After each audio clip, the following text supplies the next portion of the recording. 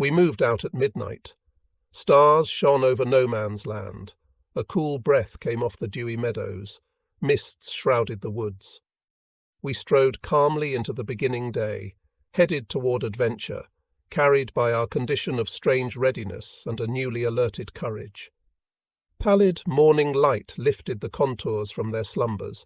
Green and reddish lights shimmered at the edge of the clouds, and profound silence lay over the roads and the men, marching in loose file. The sun burned. We slept in a sparse meadow. Scorched brown earth in ascending plateaus stretched out at our feet, thin brush and wizened grass, and on the horizon a sense of hills and hazy woods. I sensed the onset of a new phase of life, bitter and cruel, but my optimism transcended the future. Never had death been so plainly present. We marched into the tenebrous night. The noonday sun had dried the sweat on our brows, and now we were shivering and exhausted and footsore under a light dusting of rain. Thunderheads clashed over the tarmacked road. The torches of lightning lit up the shadowy land, and flares showed the front to the side of us. In Vyshegor we rested. The rain stopped, and we marched on. We slept for a few hours of the dull grey morning in a yurt, and then we were marching again along sandy tracks and red stone roads, sometimes reeling with exhaustion, toward Yarzevo. Rain showers alternated with piercing sun as now water, now sweat drenched us. No one thought of any marching order. Everyone just walked for himself and carried his rifle in the way he wanted to. The impression of torn boots and dirty uniforms was supplemented by sticks that we broke out of the hedges, and we rolled up our sleeves and tucked our forage caps into our belts. The sun bleached my hair and tanned our faces, which were hard and drawn with sweat and exertion. In Yarzevo we were put on trucks. Vehicles and guns were hurriedly made fast to flatbeds, and 13 of us were put on a goods wagon. The July sun scorched through the roof. Heat, the smells of the sweating horses and their piss and shit produced an intolerable atmosphere. We opened both doors, but the air remained close, and the piercing ammoniac smell sat in our lungs like a lead lining. We all suffered from heart palpitations and headaches, and a few vomited. At night we froze in the draught that blew across the floor. All day I sat in the doorway breathing the rushing air, which, though thick with dust, humidity and heat, remained a blessing compared with the pestilential stink within. Villages and hills, endless cornfields, and the swampy forests of Bryansk flew by me. The corn was ripening. Some shocks stood in straight rows. Damp, mould, and resin blew in from the forests. Dust clouds danced on distant roads, and many streams had run dry. I felt strangely close to the earth. Like its trees and flowers, I felt my life blooming in this intoxicating summer. Like the grass and corn, it would soon sink back into harvest and decay. Mould and rot pierced the rising of the sap. The carrion of rotten boughs sustained the young growth, just as my corpse would one day sustain the seed. A feeling of security came over me. Life was large. There was no danger. It wasn't a question of the individual shrub or stalk. The weed flowered and suffered patiently in the circle of the seasons, and sleep and death would be followed by the new birth of the spring. I didn't need to worry. Dying was easy. I was a soldier, a wanderer and adventurer in no man's land.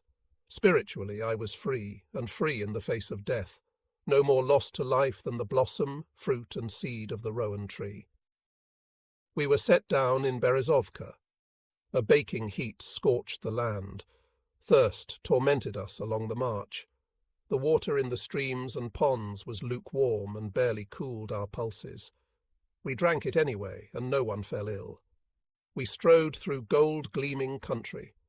In the villages we saw women and girls in colourful costumes, with headscarves and skirts in fiery red, red stitching on the white bodices over their heavy breasts, wide hips in an animal gait.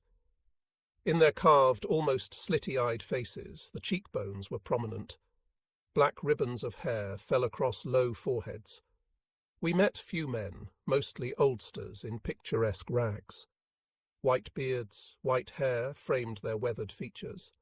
We exchanged bread and salt for milk, which we drank as avidly as fever patients, paused briefly in exhaustion, and washed the sweat off us with well water.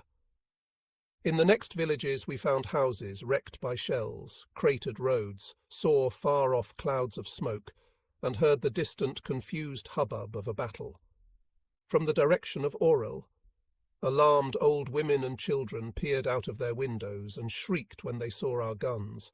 They were afraid we were bringing the war back to their huts. With handfuls of salt, we bought their friendship and their trust.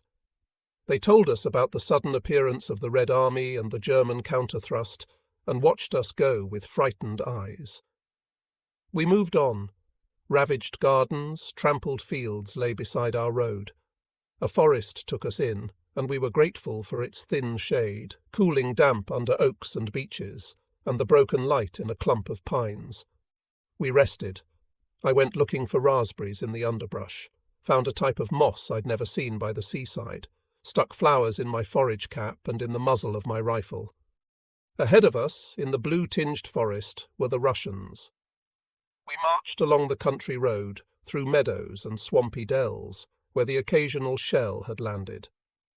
In a little hamlet between hedges and battered trees, the inhabitants were building a bunker next to their shot-up houses. I stopped to talk to a beautiful girl. In broken German, she told me how her siblings had died in the previous day's fighting. I kissed her and hurried to catch up to my comrades. The sun slipped down, and at twilight we reached a large village, clustered around a crumbling church. Long rows of cottages ran down from the hill into swampy valleys. Streams ran through the pastures.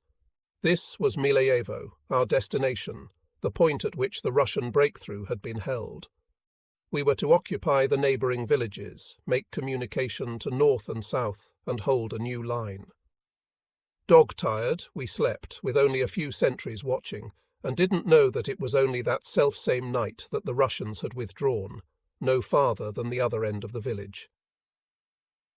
In the morning the battle started. Our troops advanced toward Panov, a village to the east of Mileyevo. Early in the morning the fighting began without any sort of preliminary bombardment. We were held in reserve, to secure the flank and follow with our anti-tank guns. Sporadic Russian artillery fire strafed the village and the front area. We waited behind the cover of some houses in light rain. I played with a kitten and listened to the far-off rifle fire and the bursts of machine-gun fire till the order came to advance. So as not to expose the horses to danger, a column of us dragged the guns, hung with 4 crates of explosive shells, into position. Unobserved, we reached a hollow and traversed a creek. The water ran into our holy boots. Uphill. Our hands and arms were getting tired on the grips. Halfway up, intense shelling began and drove us off the path. We looked for cover in the furrows of a cornfield. There we lay behind the guns and smoked and listened to the nearby falling and bursting of the shells. I studied the filigree work of nature on the whiskers and kernels of an ear of wheat and blinked in the sun. Finally we dragged the guns farther away from the path to avoid the shelling, and found room to make further progress on an adjacent hill. Undisturbed, we reached our provisional goal. White flares flew up out of the woods. Our troops there seemed to have been making rapid progress. Now dense crowds of men spilled out of the forest. Our task seemed to have been done. Suddenly they spotted us and opened up on us with rapid, confused rifle fire. Only now did we make out the fleeing remnants of our attackers. Withdrawal. We dragged the guns down the hill on the double and wound up in a swamp. Then we dragged one cannon after another through it and up the steep-facing slope. The wheels sank in past the axles, while we were up to our knees in morass and water. Leaving ourselves only a short pause for breath, then, supported by stragglers, we pulled the guns farther up the hill. We were back in sight and range of the Russians, who were only a quarter of a mile behind us and closing rapidly. Our retreat turned into a flight. We fell ever farther behind with our loads. Desperately we launched a few explosive shells into the enemy ranks. Not much effect. We ditched the rest of the ammunition and panted on to Mileyevo. Our arms were exhausted, Our knees buckled, but there was no rest, no stopping to catch our breath. Machine gun bullets sprayed around us, smacked into the field, ripped open the ground at our feet. The first of us was felled, hit by a bullet in the heel. He crawled on, his face contorted with pain and dread. A second was hit in the head, a step away from me. We climbed over his body and didn't look back. Another man collapsed, screamed, clutched his hip, stood up, peeled over and lay there. A fool with a bullet in the couch. The gun for a while and linked on him. Events moved past me as in a dream, mindlessly taken down. They had as little weight for me as the rain of bullets that now tore my tunic and one boot, as the nearing Russians, as all of life. With the last of our strength, we held on to the transom, while the blood pounded in our temples and our hearts raced. We knew no fear, we just pulled cannons.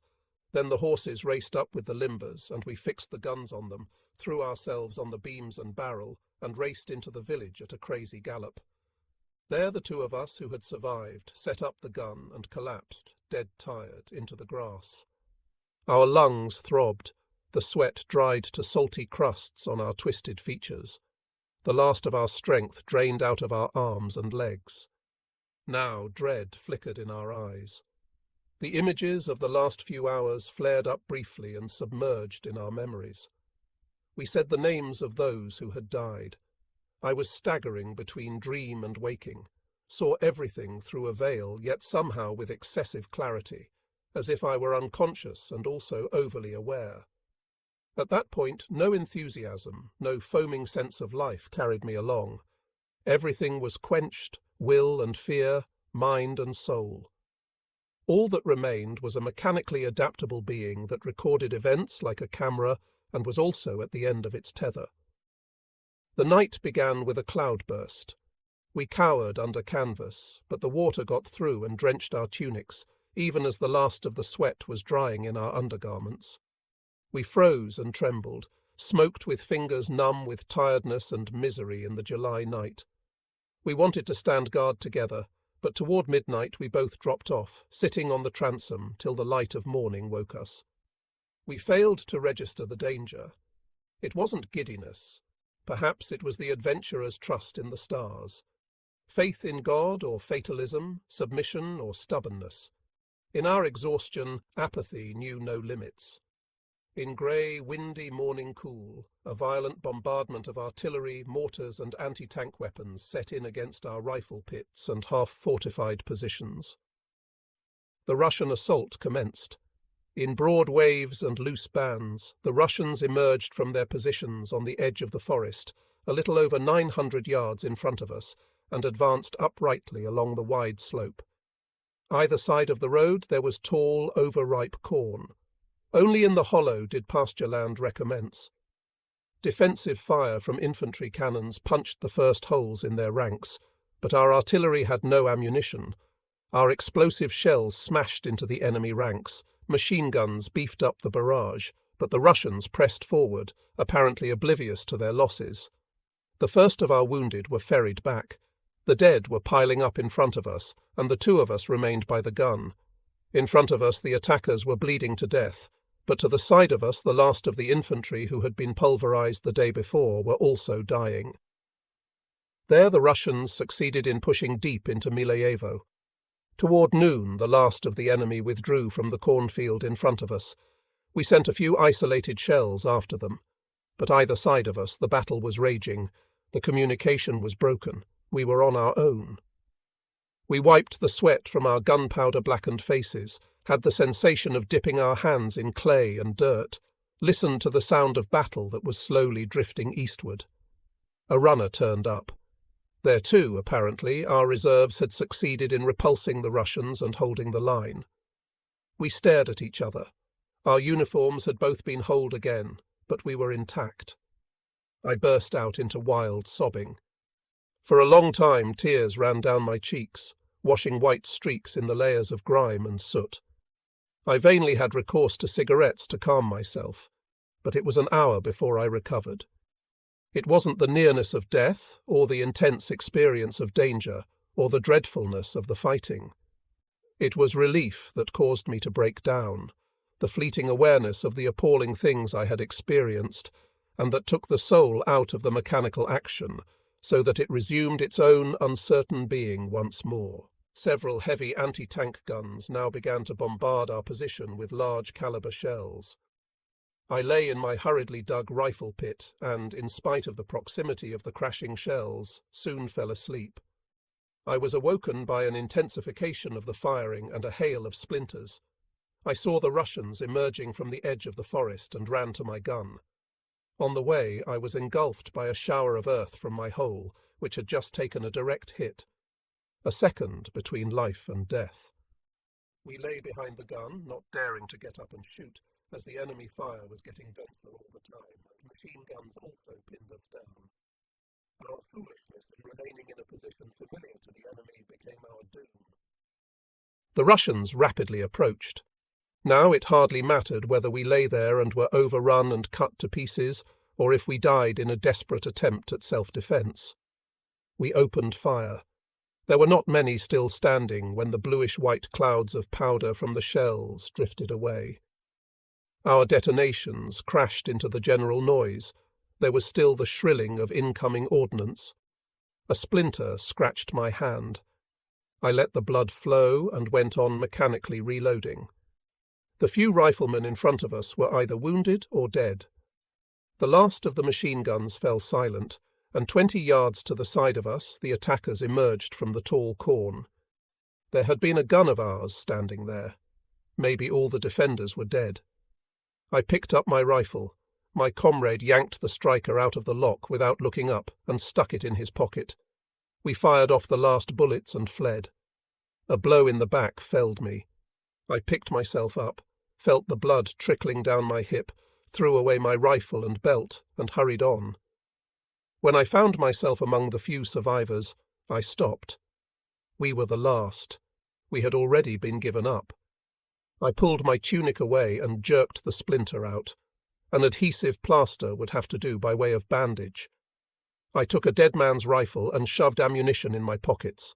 We went over into counterattack, 30 men against an unknown number of enemy. Light artillery was wheeled up and turned to the side, where the Russians had penetrated even farther. We walked upright through the gardens, past dead and wounded, Germans and Russians. Blood dried on the corn. The sun plunged into night. Most of our little platoon had fallen. We got back to our gun and seconds later began firing. The last of the Russians fled past us. The battle was over. We watched among bodies, hour by hour.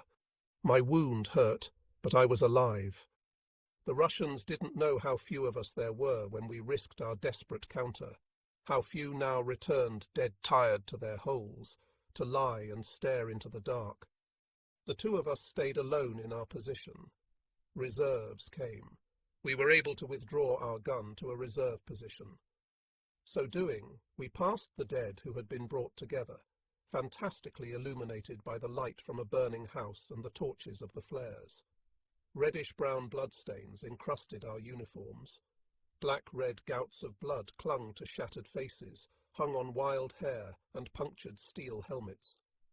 Clenched fists reached out pointlessly, casting menacing shadows. Detached limbs were laid alongside drained bodies. A solitary head grinned by a fence. Two whose injuries were concealed by the dark faced each other in a spectral confrontation. In the sheen of the flames, dead eyes acquired a wild and mysterious life. A laughter produced by light and shade twitched around silent mouths, frozen in their death cries or a sardonic leer. A desperate stubbornness flickered about pressed lips. Other heads were no more than a mess of bone, blood, brain. Guts spilled out of ripped-open bellies. Silent soldiers stood around the motionless assembly. We folded our hands. The following day they were buried, and by the time the birch crosses were fixed over the mounds, no one knew any more if the name fitted the carrion beneath, where heat and worms were already getting to work, and that would soon put forth moss and grass. The Russian soil was quick to accept corpses of any description, those of her sons as much as those of others. But I was alive, and I had no fear of death as such. If I fell tomorrow, life would go on without me and my happiness or sorrow. I didn't need to worry about that. Thousands more were ready to work and to bring the task to completion, to quarrel with destiny and prevail, or, like me, fall by the wayside. I didn't matter, and as for whether I was given a grave or not, I wouldn't feel it in any case. At about midnight we moved farther back from the line, into the defile of a creek. We camouflaged our gun and finally slept for several hours. We awoke among dead Russians. The dead were all over the place, lying in the grass, on the path, in the stream, young, strong men with their weapons at their sides. They were the fallen of the day before. They were no longer our enemies, but still we were angry with them for soiling our drinking water. The sultry, thundery air favoured their decomposition, but we did at least wash, and after 2 days, eat, after a long time in which we had felt no hunger. I looked at myself in a mirror and got a fright. My brow was furrowed by 3 deep creases, sharp lines led down either side of my nose, and my mouth was white, all blood pressed out of it. I had seen and experienced death. Perhaps I would be marked by it as long as I lived. Stench and humidity lay over the defile. In the early dark, I set off on a scouting mission to explore the front and the condition of the land before us. I walked along a deserted village street. A dog followed me. A house cat wailed. Other than them, the place had died, its inhabitants fled. In some stalls I found starved animals. Weeds rampaged over the gardens. Ripe vegetables were rotting away. I climbed through fences and what remained of shot-up huts, walked on through rye and potato tops, my rifle at the ready. Evening dew was brushed onto my boots and cooled my hands. I never wore a steel helmet, and I'd covered my forage cap with cornflowers and ears of grain, at once ornament and camouflage. I wandered on into deeper darkness. The stars burned above me. No flares showed me where I was. I was deep into no man's land before a light went up, and I was shocked. An icy shudder gripped me. 3 Russians were lying only a few steps in front of me. I jerked my rifle up to my shoulder. They didn't budge. A breeze, cadaver smell. As though pursued by ghosts, I turned back, still unable to find any of our men, and was relieved to see the outlines of the village street in front of me again. I smoked a cigarette inside one of the houses. My comrades were calling me, and I joined up with them again. We brought the gun up a gentle slope and set it up in front of a garden. In the night, I stood sentry and listened to cannon thunder from north and south. In front of us all was quiet. Stars slid across the black sky, the Milky Way blinked, and after midnight the waning moon rose up out of cloudscape and gloom. Trees and shrubs stood there like ghosts in its sparse light. Grass smell wafted in the cool. No whiff of carrion in the air. No footfall, no voices. I kept still and watched, and nothing happened. The relief came. Then, like the corn and the shrubs and the dead, I slept. Early we moved into position by the Red Church in Mileyevo. The battle was raging in front of us. Russian artillery shot the church into a rubble of bricks, mortar and dust. Splinters flew around, the air pressure punched our lungs, but we remained unhurt. The fighting went on for 4 days, tank attacks failed, and dive bombers attacked the Russian positions. Then there was quiet. The front settled down, and our positions were strengthened by the remaining artillery pieces. We were moved to the southern entrance of Mileyevo.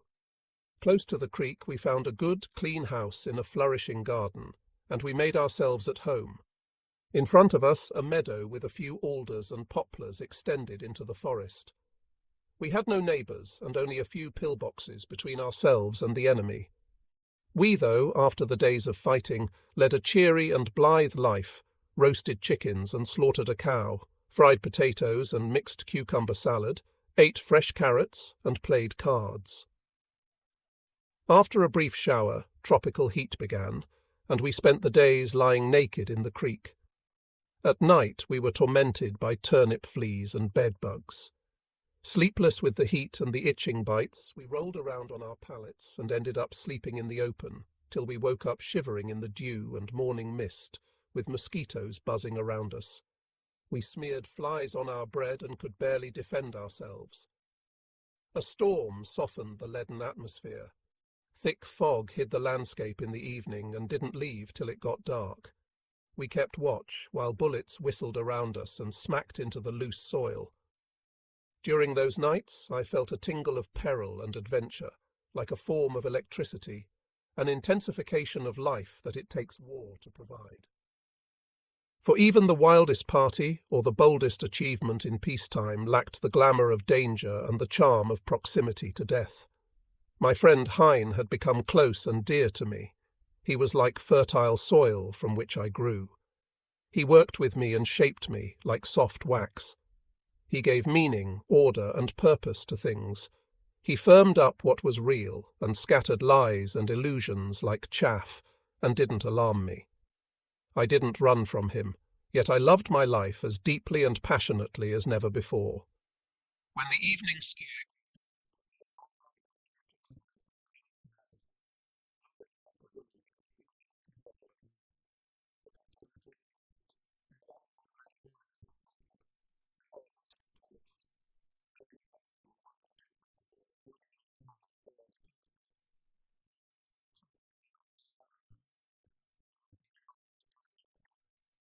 we waited for orders to leave. The nights poured with rain. Then a powerful sun came rampaging through the fog. Our last day in Mileyevo. I dreamed of summers by the sea and finally took my leave of my girl. My destiny was enough to fill a life, and my vague yearnings vanished under presentiments of the adventures ahead. I was ready. Wandering into fall, 1943, departure. We strode silently off into the night, only the creaking of the carts on the sandy tracks and the whinnying of the horses joining the chirruping of the crickets. Fog ambled over fields and meadows, stars flashed up in the flimsy clouds, and the full moon doused houses, bushes, and trees in its milky gleam. The firelight of distant villages glimmered on the horizon and was reflected in the clouds. The retreat began. We marched. Far behind us we could hear the crash of the bridges being dynamited. Mileyevo went up in flames. Barren no-man's land was left behind. We reached the tarmac road, collected ourselves, and got into defensive formation. We, with our easily maneuverable guns, made up the rear guard. We hurried westward through fresh, dewy pastures, following the line of fires, shivering in the night wind and tired. Before long, the rapid march had us mopping our brows. We crossed the ruins of a village, Kvastovici, deserted streets, charred beams lying in the roadway. A dog howled at the moon. Stoves gaped from the ashes, and abandoned horses roved through the darkness like ghosts. In the midst of smoke and dying fires, we were fed.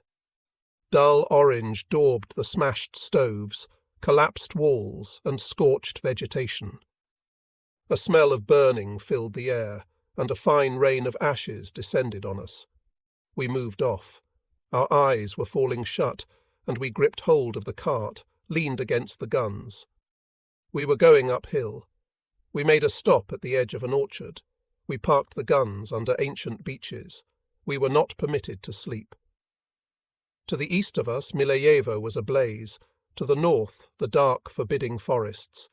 In front of us, we could make out the outlines of the ravaged village against deeper darkness, struts, chimneys, fences among the smouldering wood.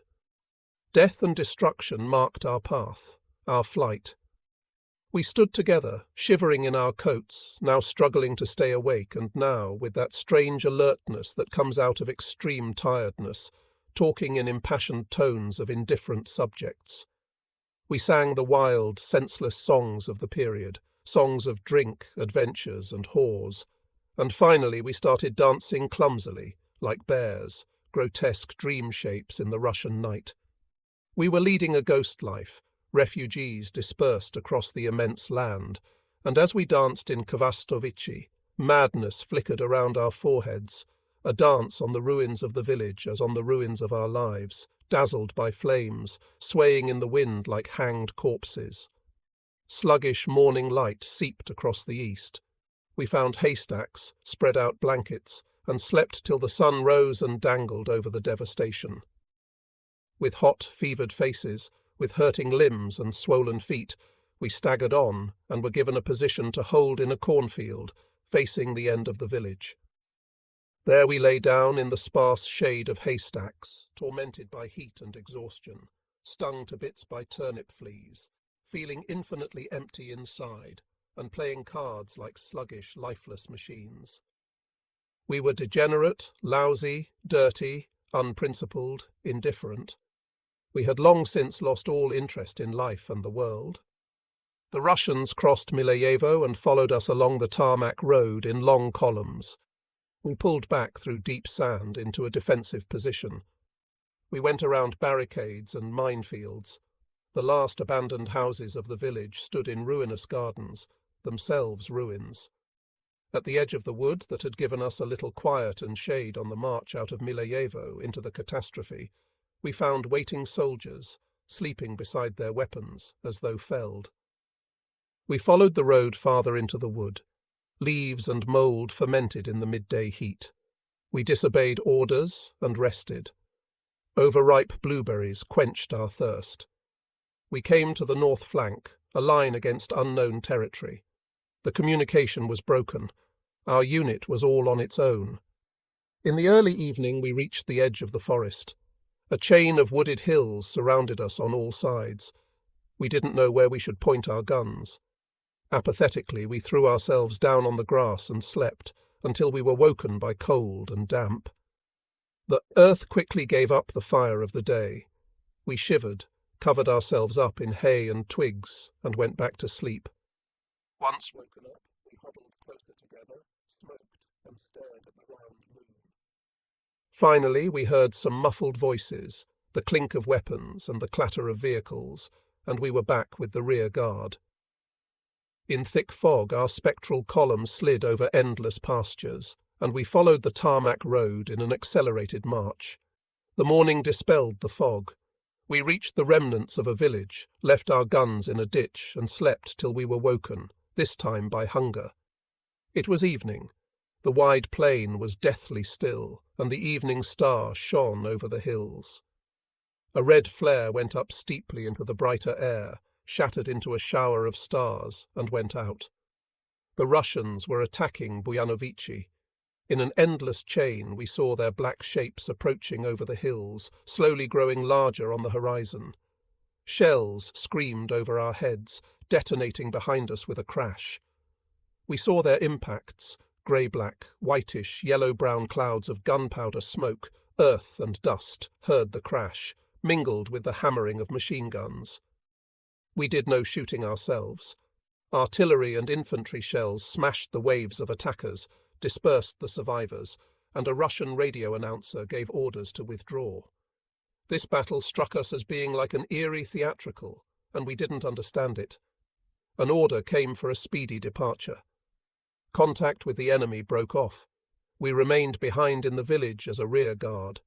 Angry and despairing, we left our guns limbered up and slept in the gutters. Not till early the next day did we move off, on the double, as in a frantic flight. Even so, the Russians were catching up. We fled with our horses, but the other guns, rendered unserviceable, were left to fall into enemy hands. We were marching west. We didn't know where we were going, and we didn't care. But the marching was demanding.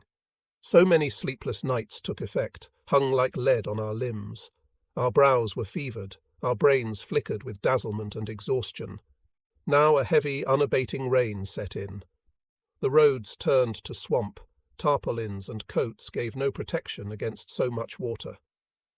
We slithered, staggered, fell, picked ourselves up, and hurried on. The Russians were coming rapidly after us, and we were still wandering around in no man's land. At about noon we came to a village, Dubrova. The field kitchen was waiting for us with hot food, but it had turned rancid and inedible. The sun cut through the melting layer of clouds. Roads and meadows quickly dried, and we put up the gun in a stubble field between cornstalks and waited for it to get dark. Ahead of us, the hills stretched away in the brown-grey light. A few isolated shells exploded. The advanced posts withdrew, small as dwarfs in the implacable land. But the Russians did not press on. The dusk drew dim veils over hills, dales, and clumps of alder. The temperature fell.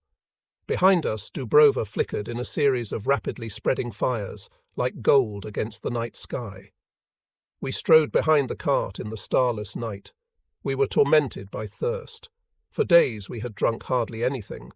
But now, as we peered down into the wells, all ready to dip the buckets, we saw a scummy mass with rotten wood and thorn-apple bushes afloat on it. Other wells had been blown up, and the last blocked off by mines. Tears of rage and misery came to our eyes. What had been devised as a means of slowing the Russian advance had become a needless torture for us. We passed through smoke and flames. Beams crashed down from burning houses. Sparks whirled up in the air. Timber fires smouldered on the roadway. A rain of ashes and hot dust hailed down on us, coated our faces with a layer of grey, made our eyes water. Burning air blew at us and seared our lungs. Our throats contracted. Harsh flames dazzled us. Suddenly, planes roared overhead and dropped their bombs on our slow-marching columns. The cries of the wounded resounded into the bursting and whooshing of the flames. Horses broke loose and raced into the flames. Slowly we regrouped. I collected up field bottles and mess tins and hurried off ahead to look for water. An unknown soldier joined me. At the entrance to the village we discovered an undamaged well. We clambered over ruined walls, ashes, charred beams. I tumbled into a cellar, and my companion plunged on toward the well. A deafening detonation rang out. The air pressure sent me flying onto a pile of hot ashes. Earth and pieces of wood crashed down on top of me. I leaped up. The well was gone. I never saw the soldier again. A platoon from the rear guard suffered the same fate, and only one of them survived. I walked off into the gloom, all alone. Under a bridge I came upon a swampy puddle. Water. It tasted brackish, of algae, oil, and withered leaves. I drank it in thirsty gulps, filled the containers, and waited for my comrades. The roads got worse. In front of us, the forest rose like a black wall. Deep mud slowed us down. The exhausted, unwatered, and unfed horses reeled in the traces. We groped our way forward through the night. A late, pale moon rose over the treetops. Corduroy roads alternated with sand and boggy track. First-growth trees, birches, alders, and firs adjoined small clearings, patches of heather and moorland. We lost our way. We parked our guns and vehicles at the edge of a clearing, spread tarpaulins and blankets on the wet grass, and slept. The next morning we went on, and the march got a little easier in the blowing light. Then, once again, the sun burned over the leaves and twigs, dried the sweat on our brows, evaporated the dew, and turned the air to steam. We picked cranberries and cooled our hands in moss, moistened our wrists with swamp water, watered the horses, and finally went off the road altogether. We rested in the swampy forest at Bryansk and slept away the day. Evening. The rain drummed on the leaves, and impenetrable darkness spread everywhere. We travelled to our new position along narrow forest paths, past collapsed barns, until finally the tangle of trees lightened. In front of us was a plain with tall steppe grass, weeds, and bushes. The shallow trenches ran along the edge of the forest opposite. We couldn't see them. With damp hands we put up a tent in the rain and warmed up a few cans of food on the open fire. No sentries were posted. No one knew from where the Russians might be coming, whether there was danger or whether we were camped in the middle of no man's land. The next noon we returned to the resting place from the day before. We were not yet on call, but slowly the extent of the calamity at Orel began to dawn on us. We cursed that we were to be sacrificed for a bit of swampy woodland. We moved into a blockhouse. Unfinished timber walls supported a roof of fir branches, rushes and grass. We stuffed moss into the chinks, brought in grass and ferns to bed down on, lit a candle, and were finally able to write. State of alarm. We heard shots and their multiple echoes among the trees. A machine gun clattered into the branches over our heads. We dropped to the floor and listened. Eerie quiet. We undertook a scouting trip into the strange, perilous wood. Moonlight shone on the paths. Slimy, rotting wood glowed spectrally. Shadows danced menacingly in the wind. Drowsy bird calls rang out. A screech owl screamed into space. Bats flickered through the foliage. Twigs cracked. Fleeing deer crashed through the undergrowth. The night was full of noises and dangers. We stopped in a clearing, rifles at the ready, listened for a long time, and stared at the dimly illumined grass. Nothing but the night wind singing its monotonous song. The leaves rustled. Then we jumped. Shudders chased through us. Fleeing footfall, the cracking of branches, whispered conversation. We picked up a Russian word. We dived into the underbrush, stood back to back and watched. Our eyes hurt with tense looking, but nothing moved any more. The enemy was everywhere and nowhere. We went back. My palpitations eased, and before long I was asleep in the blockhouse, trusting to my good angel and my fate.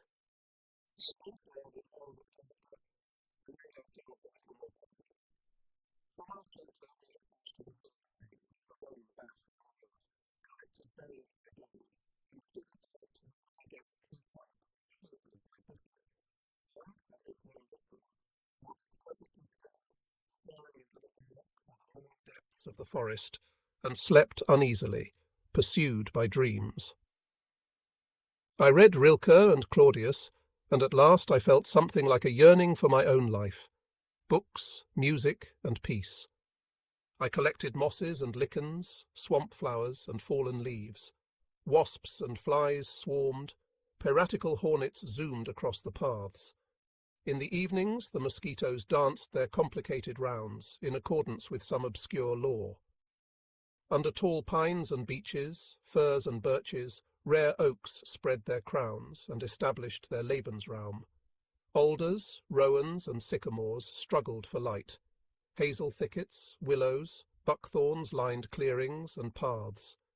Under them grew ferns, raspberries and reeds. Moss, heather and lichen covered the ground. Small otters whisked through the grass. Ants travelled on invisible highways through rotten pine needles, last year's foliage and humus. A smell of decomposition, rot, resin and warm earth, of leaves, berries and mouldering wood was carried on the soft breeze. Morels lurked in the gloom. Puffballs scattered their black dust, and fungi sat in the crooks of dead trees. Sometimes I would find a cadaver in the bushes, thick with flies, while burying beetles did their work on the underside. I was overcome with nausea. Sometimes I would lie there for hours on end, dreaming, watching a solitary moth, studying the sun flashing in the leaves, listening to the voices of the wood, thinking of summers of childhood and the magical woods of Dars. Here there was no pure joie de vivre, no unmixed beauty, no ravishing promenade. Everything was hostile and unfamiliar. The flowers and trees, earth and water, just like the whole immense country. It was oppressive, sad, silent, conducive to melancholy and gloom. It drained your soul and gave it back empty. I had no home here. I was just a guest, uninvited and tired. The spirits avoided me. Nothing spoke to me. And for all that, I thought I belonged here more than I did at home. It was a strange life I was living. Our position near Batogovo was given up in turn. An unfinished bunker was left behind. We moved out one moonless night. Darkness waved in the wood. Only above the broad road was one slightly paler strip of sky, where stars sometimes appeared. Thick mud covered the tarmac road, interspersed with stretches of corduroy road, which made the horses' roads feel a little lighter. Hour upon hour we dragged ourselves through the morass, plunging into potholes, bashing into trees and branches that smacked across our sightless eyes. In the end, we let ourselves be dragged along by the vehicles. We were all done up. Morning broke with flying lights. A large clearing opened up. Plain, expanse of hills, endless forest on the horizon. Silvery light lay over the quiet landscape. The lingering coolness of the air was a memory of the night. In the fine haze, birches and firs rose by the roadside, magically beautiful, filigree work of great spirituality and distinction.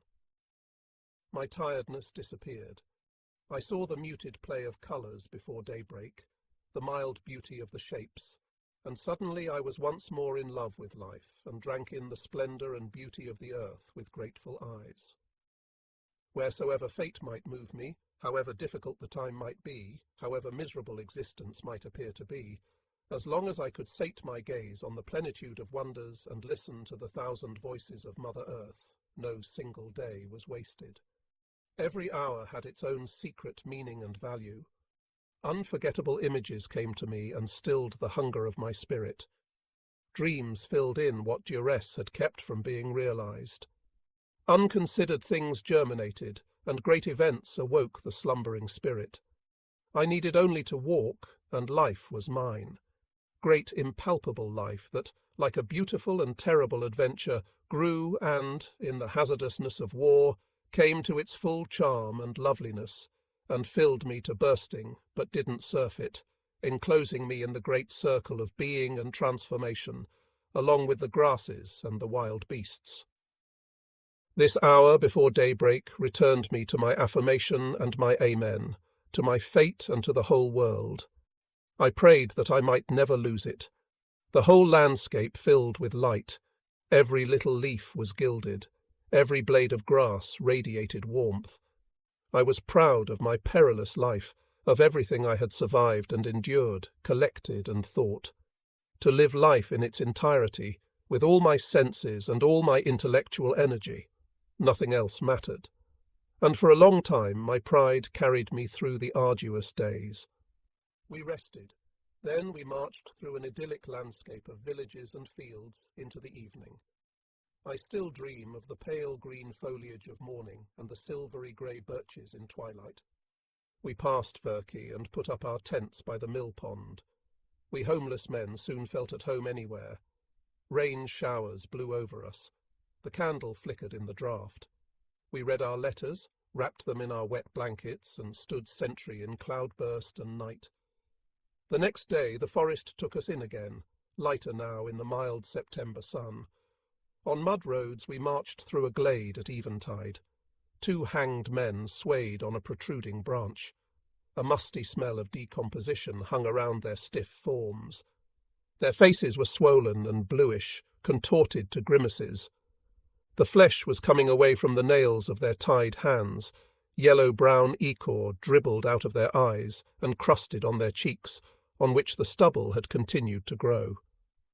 One soldier took their picture, another gave them a swing with his stick. Partisans.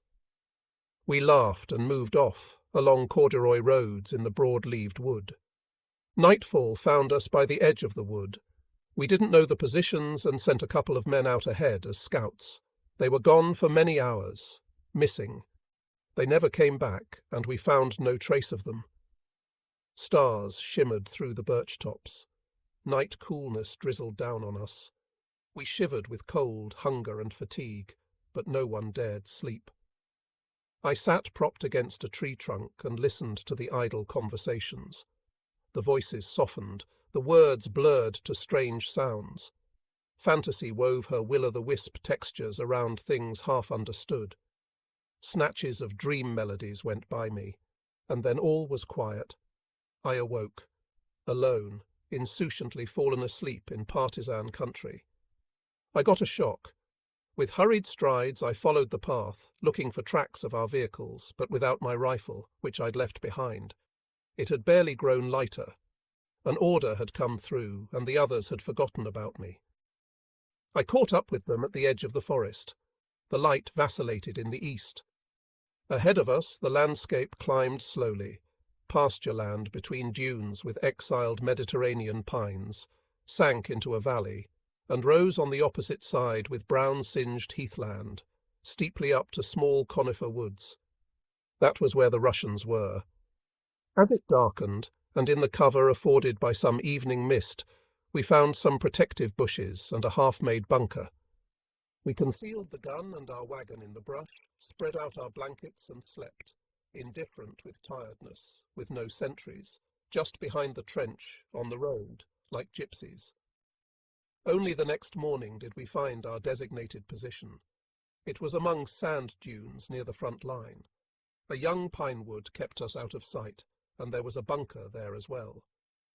We always had an undemanding home waiting for us, to live in and sleep in and one day to die in. We shared out the last of our tobacco and smoked cheerily. We had shelter against the weather, had pallets, a desk to write on, could set up our stove and no longer needed to freeze. And when wine and champagne were brought out in the evening, why then our cups were running over. The Russians attacked in the morning mist and soon sobered us up. A brief drum fire wrecked the trenches in the sand, and the attackers entered Pavlovka, a deserted village on the height next to us.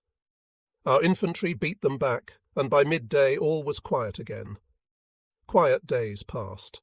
I wrote letters and sat reading in the sun, performed my tasks, gathering firewood and fetching water in no man's land, because the well there was nearer than the one behind our lines.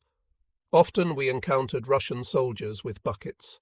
Then we fired at them, a few bullets whistled past us, and we went back. After an hour, we undertook the unnecessary risk again and took hand grenades with us, but we didn't use them. It would be all too easy for the Russians to surround us and take us prisoner. A chance bullet could hit us. We didn't care.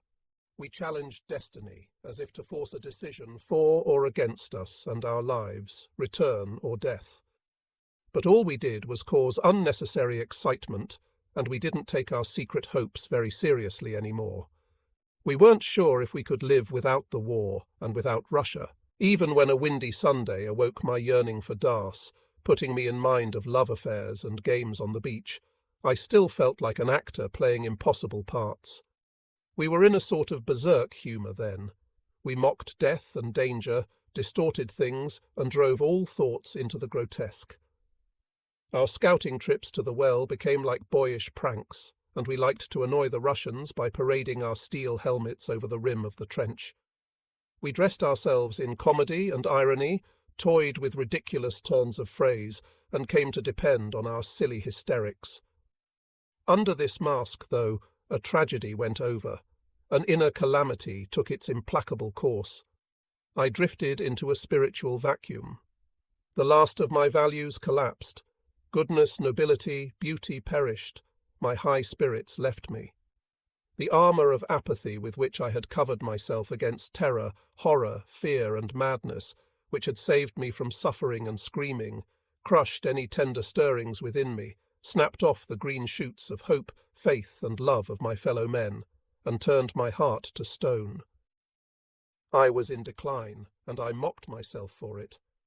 Often I was taken by a limitless sadness. I scrabbled through the debris of my youth and felt desperate that I couldn't get the ashes of my existence to burst into new flame. I strayed along the frontier, wiped out my memories of sea, music, and poetry, almost forgot my own name, and gave myself over to the shadows, the spectral existence of my mask, the mask of the laughing soldier. The wells were dry for a long time. It was a time of drought. Apostasy swallowed up my stars, and I rejected my God.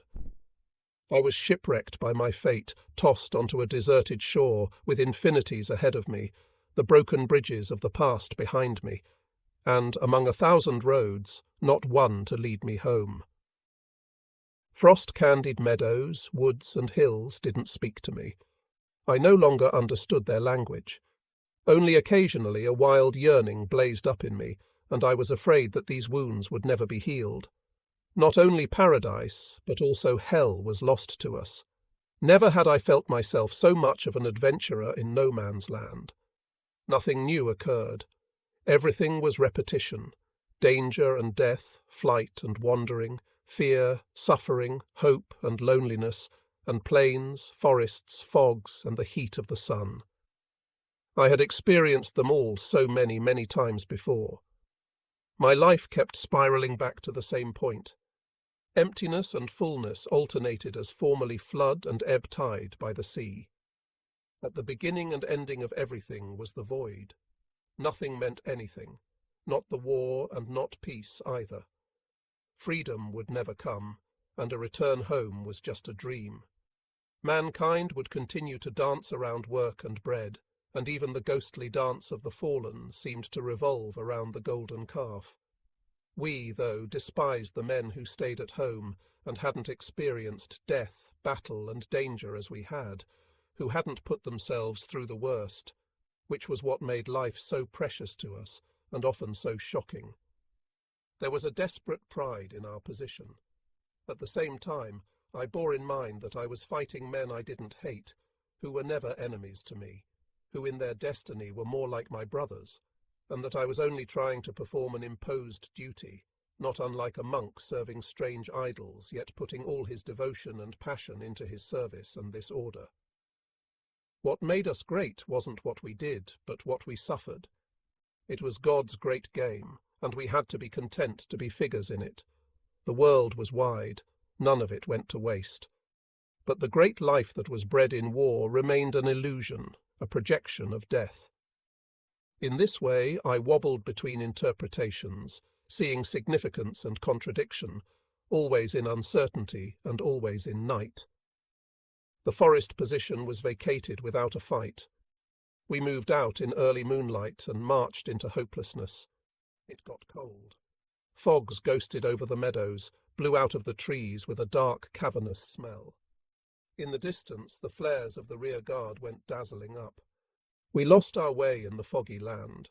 We struggled through streams, fields, and dense undergrowth toward higher ground, and after looking a long time, found a forest track that led us back to the tarmac road. Russian planes dropped phosphorus around us. The landscape was lit up bright as day, and we saw marching troops as far as anyone could see. Our horses got tired. We lagged behind. There was only darkness between us and the enemy. Silence surrounded us. We stopped and listened. I had an auditory hallucination of bells and ethereal music, and listened deeply. Like a bowl, I opened myself to the night, and the mysterious chiming filled me to the brim and flowed on out into the silent world. I suddenly gave a jump. The others weren't hearing anything. It was all going on inside me. We got to a bridge, ready to blow.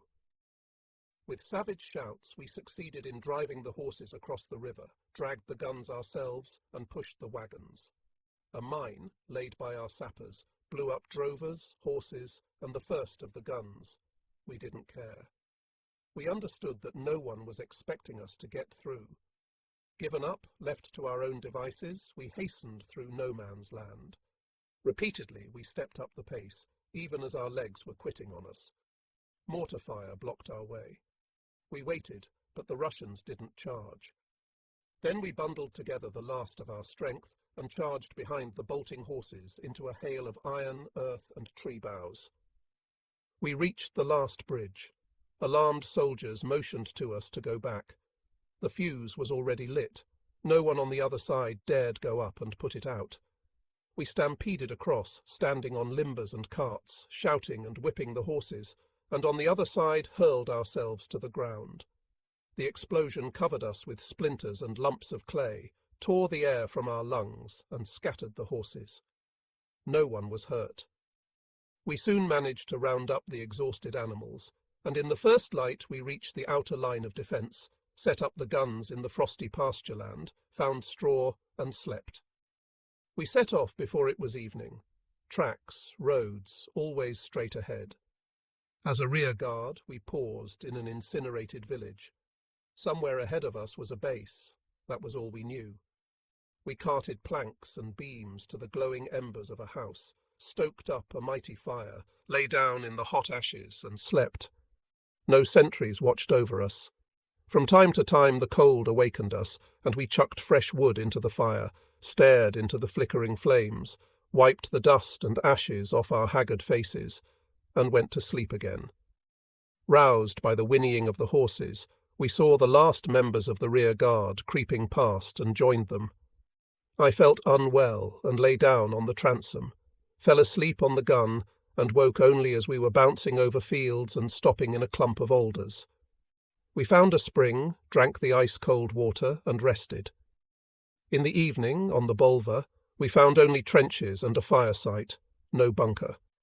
In a wood adjacent to a defile, we dug out a hole in the earth, laid tarpaulins over the entrance, and waited for vehicles to bring timber and brackets.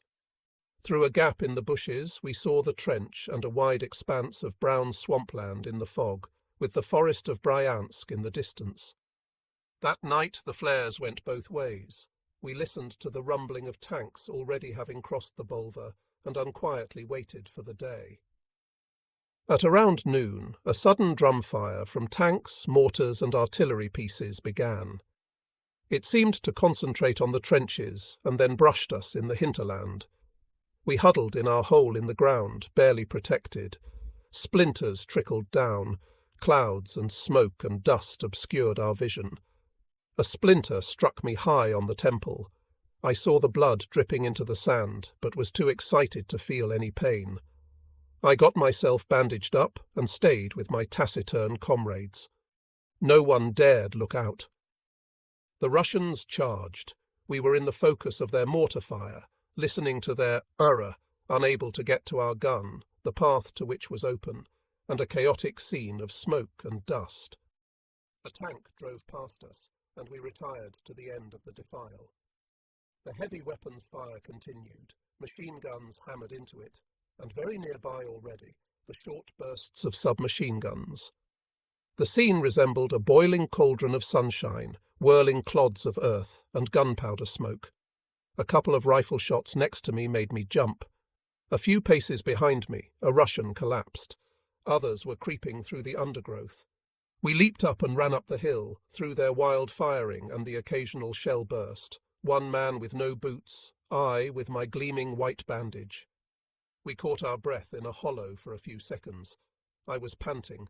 My head seemed about to burst. My heart was banging away, but the Russians were still coming. We crossed a ridge, slowly, too exhausted to mind the danger. A few hundred yards to the side of us, we could see long lines of Russians attacking a little village, and in the distance we saw our infantry in full flight. We discussed what to do and decided to run the gauntlet of Russian fire. There was no other choice. Calmly we went on and climbed down into a narrow gorge, listened, pricked up our ears for the enemy, and lay on our bellies on the wet ground, cooled our faces and hands, and drank greedily. We pulled ourselves back up on bushes and thorns and saw the Russians leaving the village they had only just taken, withdrawing. The line ahead of us was occupied again. Only where we had left the gun there was a wide gap. It stood there untouched in the evening light. It was getting dark, and the five of us went over onto a counter-offensive. Once again we crossed the gorge and charged across the ridge. Machine guns forced us to the ground. One by one we leapt up, dropped to the ground again, and next to us the bullets smacked into the grass. We could feel the air pressure. We were waiting for darkness. With blood-curdling cries we threw ourselves upon our gun. A little later, reservists rolled up the trench and cleaned the area. I rode to the doctor, had my wound cleaned and dabbed with iodine, and returned to my comrades. The night was deathly still. In the morning we buried the dead man, a young Tatar, who was still clutching his submachine gun in his stiff hands. We made a hole next to the corpse, dragged him into it, and bent his stiff limbs till all of him went in. On his throat and chest we saw the dried blood of his wounds. When we moved him, his neck swung back. With a gurgle, a slime of blood and drool spilled out of his mouth. A stench rose, flies swerved around the body, and shuddering with nausea, we quickly closed up the hole. There wasn't time to give him a cross, just the tump of earth to indicate that a dead soldier lay there, fallen, so that we might live. But he haunted me for a long time to come. Marching orders. In frantic haste, we loaded the cart with ammunition and baggage, put the horses to, and marched. Marched. This was the way defeated troops marched, to avoid encirclement. We didn't know where we were going. We marched. Marched.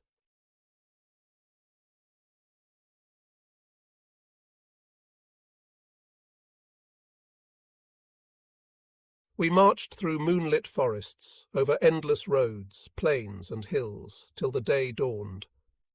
Then we stopped to rest, slept among thistles and corn stalks, and in the dusk shot off the rest of our ammunition at a deserted village, just to lighten the carts a little.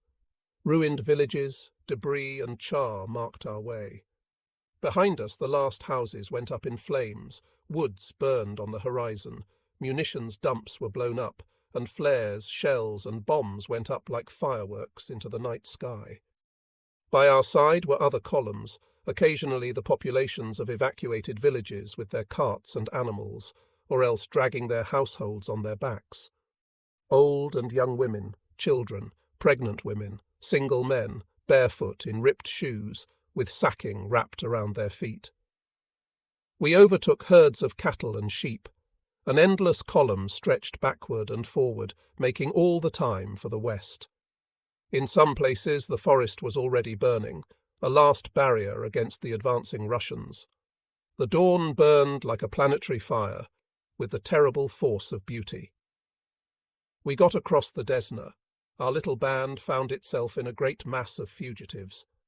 Women, prisoners and soldiers were working on positions that would surely fall into Russian hands the very next day. It started to rain and didn't stop. We marched and marched.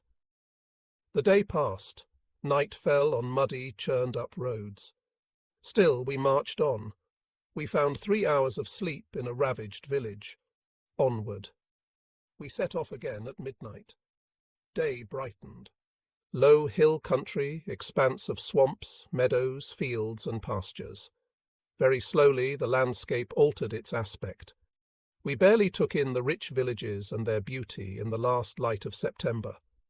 Our progress became a reeling, almost a crawling. We clung on to the cart, deposited rifles and bread sacks in it, let the trembling horses drag us forward, while our legs mechanically moved on. No more sleep the next night. One man shot himself out of despair and exhaustion. Others remained behind, disappeared. Some went on ahead on vehicles and were lost that way. Panic drove us on. Uncertainty choked us. Marching and marching. Late the next morning we got to Pochep to be put on trains.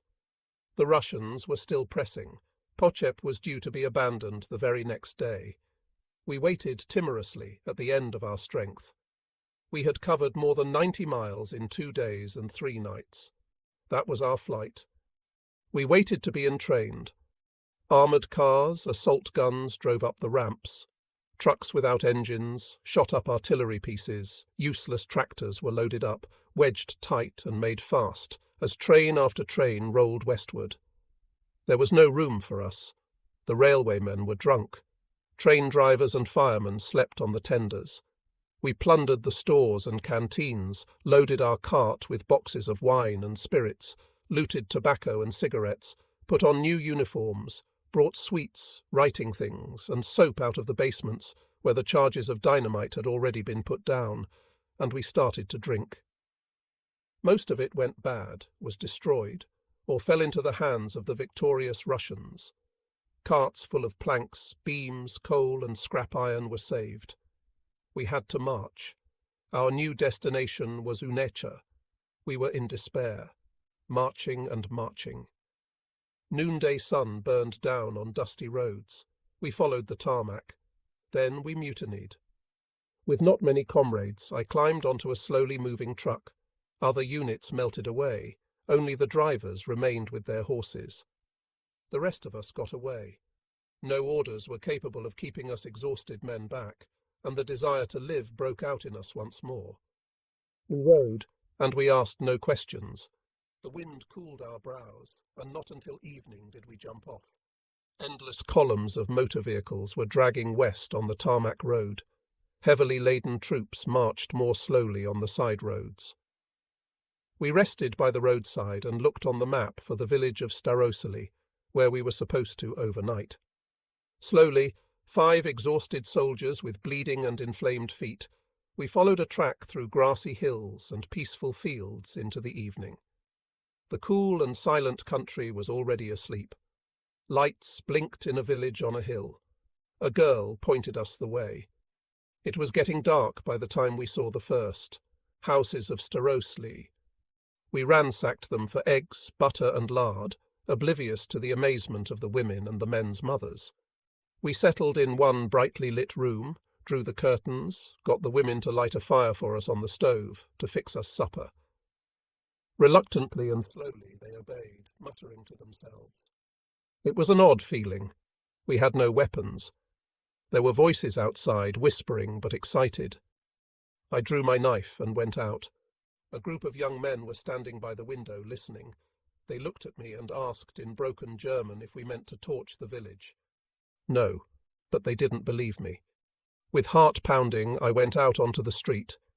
It was night, dimly lit by a few stars and a pale crescent moon. Whistles sounded in the dark. Shouts rang out from the bushes. I went back inside and reported. 3 of my comrades crept through the garden, listened out, and caught the sounds of an excited meeting.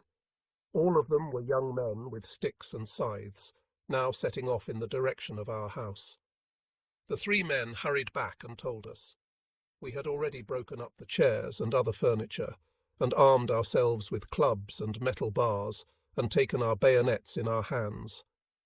Now we came charging out and hurled ourselves against the garden fence, crashed through it onto the grass, and raced down the hill.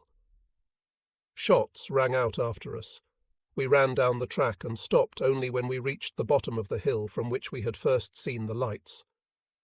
In that village we found lodging, soldiers, and something to eat.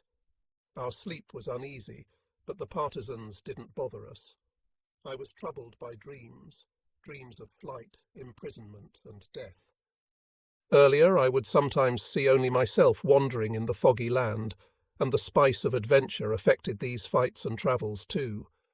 But now the demons chased me through torture and flight, and these dreams seemed not to end. Early in the morning we returned to the tarmac road. A truck took us along as far as Uneccia. I sat on the fender in the wind, saw meadows and stubble fields slip by, woods, shrubs and villages, and I felt a blissful intoxication.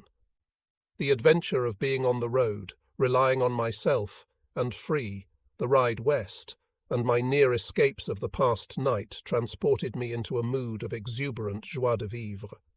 A feeble sun lit the plain, the wind tugged at my hair, my cheeks and brows were seared by the air and dust. The experience of velocity was translated into an inner surge. For a few hours I was free, a drunken traveller in the unknown, a little closer to home, and I enjoyed my liberty like an opiate. I didn't feel like a soldier, but like a human being, a vagrant abroad in a wonderful world. The factories and storehouses of Uneccia appeared behind thin trees, railway tracks, freight trains going by. In the evening we arrived, collected ourselves and hooked up with other members of our platoon. More turned up all the time. We learned that some had already been put on trains in Clincy, and that onward transport was expected tomorrow. That evening we entrained. We weren't punished and barely scolded. Our comrades treated us to vodka and red wine. I have to say I missed my freedom and the adventurousness of being on the road. Slowly we headed toward Gomel, seeing always the same thing.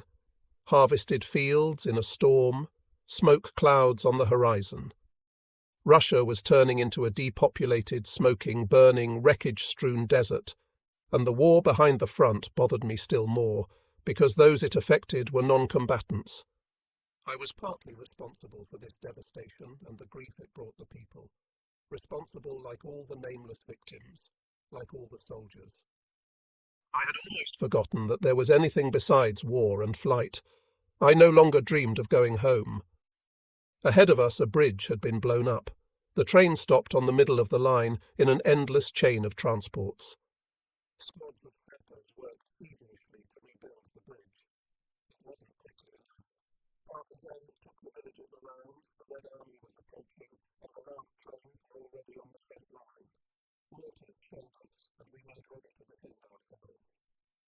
Meanwhile, the travelling life continued. We ate up our booty from Pochep, broke into provision wagons and looted them, carried out boxes of sugar, wine, preserves and meat, spent the day roasting and boiling, and the different kitchens vied with one another as to who could make the best dishes. We wrote letters we weren't able to send and drank far into the night.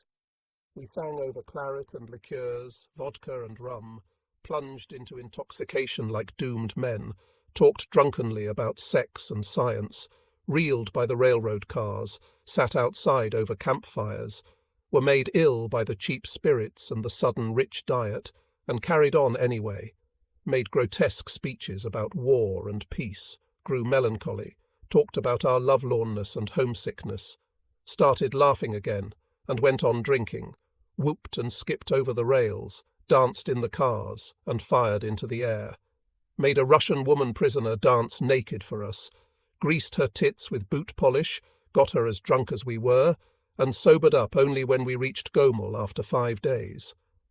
By order, the rest of the alcohol was destroyed.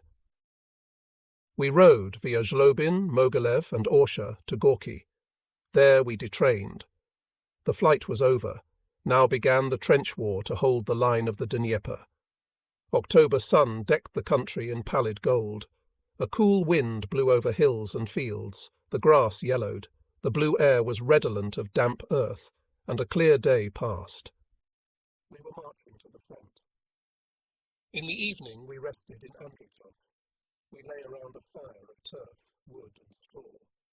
Ominous-looking clouds gathered at nightfall, and the sun sank behind the gardens in an orgy of purple, cinnabar, crimson, violet and gold. The fire burned lower. We wrapped our hands more tightly in our coats and put up our collars. Russian planes were bombing the village in phosphorescent light. We had many dead and wounded, and most of the horses were lost. But at midnight we set out. The darkness made it harder to find a way through the swampy hollows and over hills where the winter crop had begun to sprout. It was some time before the fires of Luki gave us a misty light to walk by. Hard behind the trench, after we had lost our way and in our exhaustion fallen asleep on the gun, we found a fire site and a hole in the ground to sleep in. We walked down the trench. Tarpaulins had been made fast to the walls, masking holes where a soldier might be asleep on thin straw.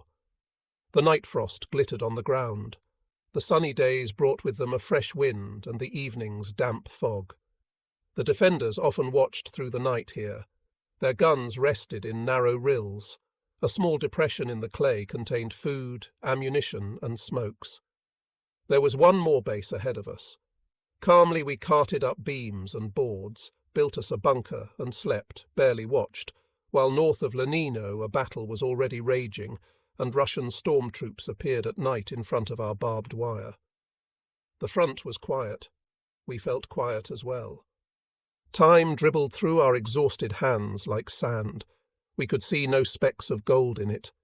We were tormented by lice and scabies. We went off to be deloused and slathered ourselves with sulphur ointment. Not before time, we were given clean shirts. The ones we were wearing had gone black.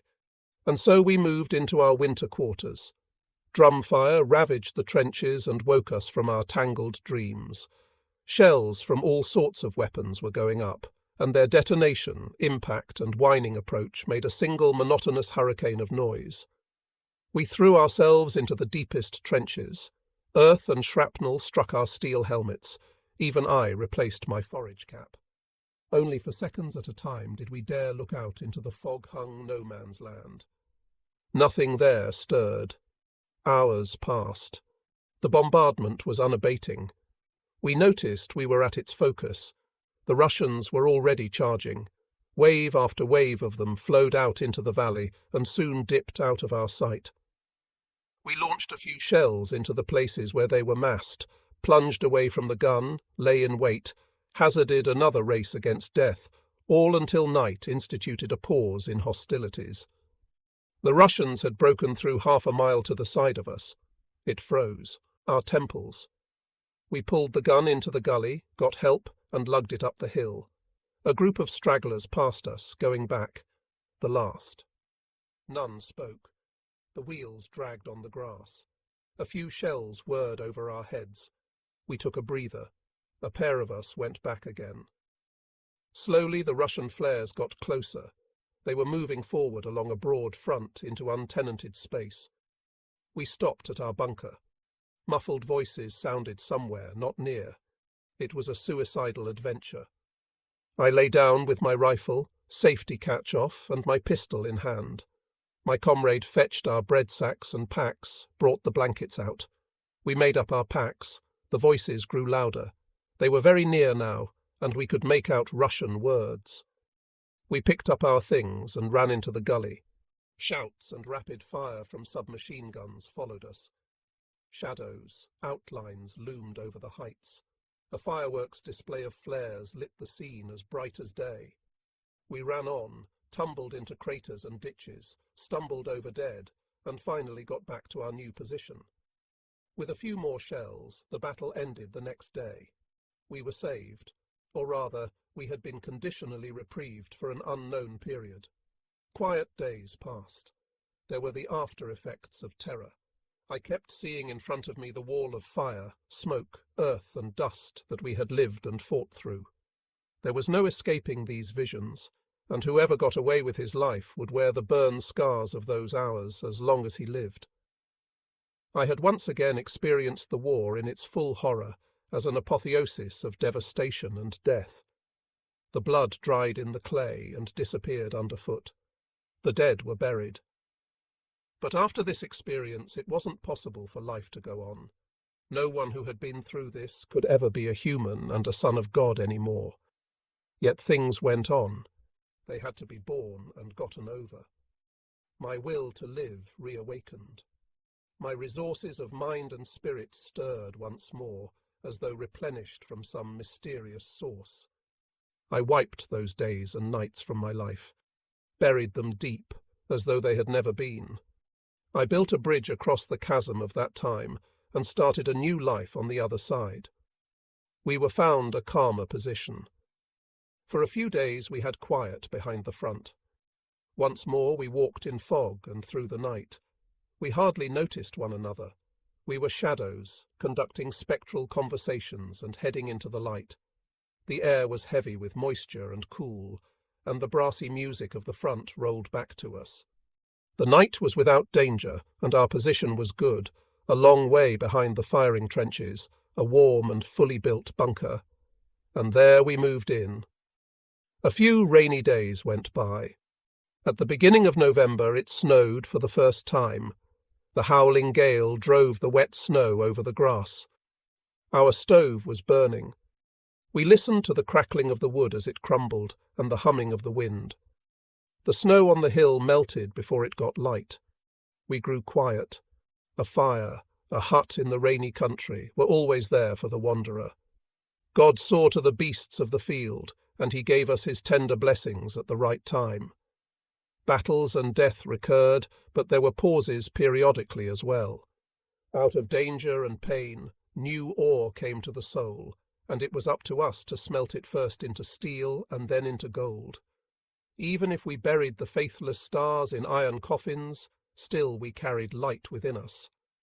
A village was on fire in the night, but the stars were quiet above the dancing flames. I was out and lost my way among the trenches. Without realizing it, I was wandering through no man's land, and I was close to the Russian trenches before the red tracer from enemy machine guns showed me the way back. But everything slipped by me with that dreamy mixture of objectivity and confusion that registers things like a mirror, but doesn't grasp them. Quiet. The quiet did us no good. We were still wired after the battle and needed activity, finding it only in brandy and card games. We listened to the primal song of the gale and pondered. In this damned time, it was the best thing to be a soldier, and at least stand squarely in the midst of this life. I felt in tune with my fate in a way I couldn't justify. I no longer sought to fend off the inevitable, did my duty with a certain pleasure, and was surprised at myself. The memory of music and poems made me aware of the grotesqueness of my soldier's life in Russia, like some inner laughter, and I guessed that with the next drum fire, All this would burst like a soap bubble. But then the comedy acquired a deeper level. The war had become such an elemental planetary occurrence that everything else seemed fugitive, like froth and smoke, hoarfrost in the sunlight. Freedom, poesy, and song took up merely symbolic space, beyond reality. I had to be a soldier, inside as out, in order to exist in this reality of killing and dying. To keep a purchase on this ravaged earth, I had to die forlornly. That was what I thought when it was quiet and I couldn't fathom myself. Suddenly I yearned once more for mobility and travels into the unknown. It was like the return of hope and desire. I regained belief in my destiny. I found trust in life and youthful confidence and awaited whatever might come to pass with equanimity. I waited for adventure, and my secret desire was fulfilled. One dark, rainy night we moved out. We headed toward fresh calamities, privations, pains and adventures. In Koyuchao and Tsukino we had lived almost as in peacetime. The turn of events could bring only bitter news. But I was pleased. I kept faith with my strange soldierliness. I might be an adventurer in no man's land, a shuttlecock of fate, but my inner self was in balance. The hopelessness of the war, the futility of my wanderings, the despair at any change, fear of the blessings of a return to home and peace, disgust at the insane crimes of humanity, all combined to make me see the last possibility of a completed life in death in Russia. So I moved out with confused spirits. We marched in a northwesterly direction. I gave myself to the melancholy beauty of autumnal landscapes. Rain fell, the tarmac turned to mud, freezing over at night and thawing out again by day. We crossed the Dnieper and found ourselves on the western bank of the river. Ahead of us was the roaring of the battle along the road from Smolensk to Minsk. No one knew where the road was taking us. It disappeared into infinity. At Buddy we spent the night in a barn. A gigantic stove was lit, but the wind came sweeping in. Stars flashed through the thatched roof and snow trickled in. We pulled on our winter gear, which was an improvement on the previous years, drank rum and champagne, slept a few hours, and set off to look for our postings in the gloaming. We got there in the dark, moved into a bunker, and slept in scraps, continually awoken by the fiendish concert of smoke projectors, surprise fire, and sentry duty. But the great battle was almost over. We captured a village and freed a platoon that had dug in there, waiting to be rescued or starved. There was no Russian counterthrust. It was only a few late skirmishes that we caught. The weather grew milder. We lay on pallets, sang songs in all kinds of languages, and got drunk every night. We forgot our worries and our lives. They were worth only a tired tossing away. New position. We marched back along the road. Rain showers brushed the land. We sang and walked, buzzy and optimistic on rum and champagne, and accepted the adventures ahead with an alcoholic equanimity. We were put on trains at Olustino, spent the night in a freight car over cards and wine, and got out at Staraya Bikov. We followed the road through mud, rain and snow, and recrossed the Dnieper. Like men condemned to drown, we stared at the water, measured its depth with apprehensive eyes, shivered and marched on, dully submissive to our fate, tired of war and the lot of being forever at the easternmost point on the front. We reached Selez, a village that had been recaptured only that morning. Russian bazookas and machine guns still lined the street, and the dead lay beside their weapons. We waited for night, huddled shivering around a fire, but it wasn't until morning that we moved off to our posts. We marched through a snowy wood, and stopping to rest once, I fell asleep under a bush. When I awoke, the others had moved off, having taken prisoner a few Russian stragglers who had surrendered after a few shots. We were approaching the main fighting line. Shells came out to greet us on the road. We found a wounded man, abandoned by his comrades. By twos we carried him into cover and bandaged him up while the tank shells crashed, and earth and shrapnel fell on top of us. His face was yellow, screaming, contorted by pain. The veins and sinews in his thigh were exposed, and his blood froze on our hands. He died. We chased after the others. In a blizzard black night, we put the gun into position. We found several earth holes in the vicinity, just wide and deep enough to take a pair of men lying on their sides. We put up tarpaulins over them, rolled ourselves into our blankets, and slept. No one on watch. The rain pattered down. It dripped into our holes. Thin snow covered the tarpaulins, was melted off by our breathing, and dribbled down the walls. We awoke in a puddle. Soaked and freezing, we staggered out into the fog. A mug of rum was all there was to eat or drink. The Russian shock troop charged and remained lying in the barrage, a long way from our guns. We built a bunker, laid a few boards over the top of it with some straw and sand, set up a stove, and dried out our blankets, coats, and uniforms all night. A brief drum fire from anti-tank guns and mortars brought us out. Dawn. Our infantry was running away. The Russians were charging down the slope ahead of us. We fired, stung by machine guns and grenades. I carried up the ammunition, saw the bullets plug into the snow in front of me. Mortar shells landed nearby. I didn't throw myself to the ground. I walked calmly and upright, as though nothing could happen to me. A counter-attack repulsed the attackers, but soon they were up at us again. We shot off the last of our shells and abandoned the position. The gun was lost.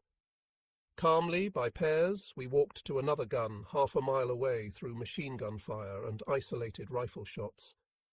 It was a matter of such indifference whether we fell here or drowned on the flight across the Dnieper.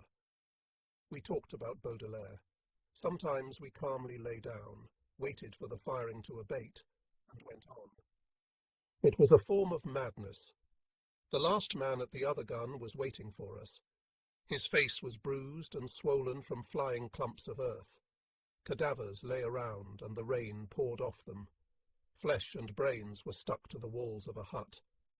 Silently, we shook hands with the survivor. We posted no sentries. Amid rain and drifting snow, we fell asleep. Our own hut burned down, and we were able to rescue only our blankets and bread sacks from it. By the light of the flames, we built a bunker and tore down the beams from a barn. It was big and deep enough for us to sit and lie in. That night I lost my way and got back very late and depressed. The following day I was transferred to a different gun and found more good comrades. We were cheek by jowl, but our worlds were compatible. I had a sense of reawakening. Close to the trench was a little birch wood that contained our bunker. There was a glimmer of yellow from stubble fields under a blanket of white. Winter wheat pushed green spikes through the snow, and on the horizon, conifer forests framed the solemn, melancholy landscape under wintry yellow light. A persistent drizzle thawed out the ground. Bit by bit, our bunker collapsed. We propped up what was left. We didn't rebuild. We were waiting for the march back. We wanted to get across the Dnieper again. That became our obsession. The river crushed us, lamed our thoughts, and became a gloomy leitmotif in all our conversations.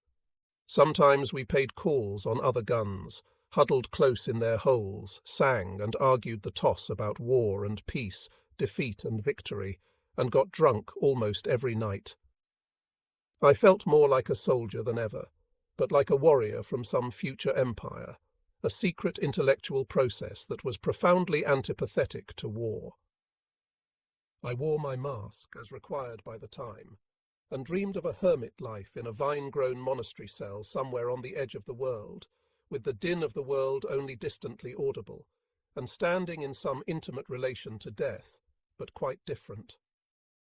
Because even the medieval dance of death seemed merciful and beautiful compared with the bare cadaver, the corpse in no man's land, the living dead, like myself. I was no Christian, and I had no home anywhere outside this world. I drifted through my destiny like someone deracinated, condemned to wander. On all my uncertain travels, I was never able to lean against God as against some shady tree in an oasis. My only goal remained the hope for a better life in peacetime. It would begin the moment the door of my father's house closed behind me. But in the secret chambers of my heart, I no longer believed such a moment would ever come. This was my intellectual advent. That was what I thought on those days of preparation, and only sometimes did I understand. I was still young. The world was open to me, at least once I was back on the western bank of the Dnieper. It thawed and froze again. The landscape stiffened in frost, and when I stepped out of the bunker one night, it was the first time in a long time that I saw stars overhead. Stars, stars, stars. Snow sparkled, frost glittered, and profound silence lay over the earth. I was strangely happy in my gypsy life in the forest.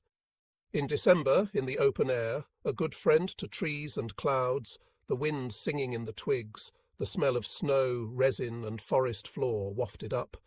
The pine-needled earth seemed warm even in winter.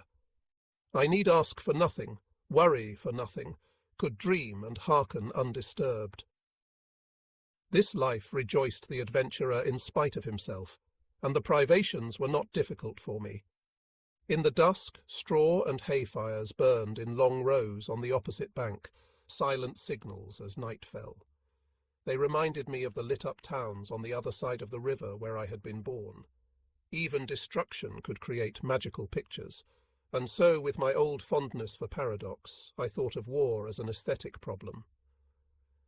We marched up to the Dnieper Bridge, and then came the command to hold a strong point way in the east.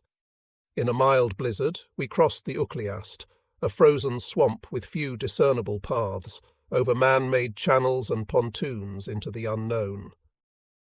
Momoshino, our goal, was like an island. The moon burned down like iced fire. We lived on an island in no man's land. Momoshino, a totally obscure hamlet consisting of a few huts and barns, was made into a strongpoint. There was a trench dug around the village, studded with many machine-gun nests. Infantry artillery pieces and mortars stood between the huts, and we set up our cannons just behind the trench, camouflaged as a trash heap. We moved into a potato cellar. We unpacked, built ourselves pallets, a table and stools, installed a window and a stove, and felt we'd be here for a while. Ahead of us the land tumbled down a gully. On the other side rose a hill with tiny pines and sparse bushes. The Russians occupied their earth holes only at night. To the north, flares climbed behind the little witchy wood. There, somewhere, was the next strong point, between us, wood, moor, and flat plain. Irregular rifle fire rang out from distant hills. A Russian storm troop was on its way. Suddenly, searchlights came on opposite and combed the territory. Blindly, I plunged back into the dark. The front became restless.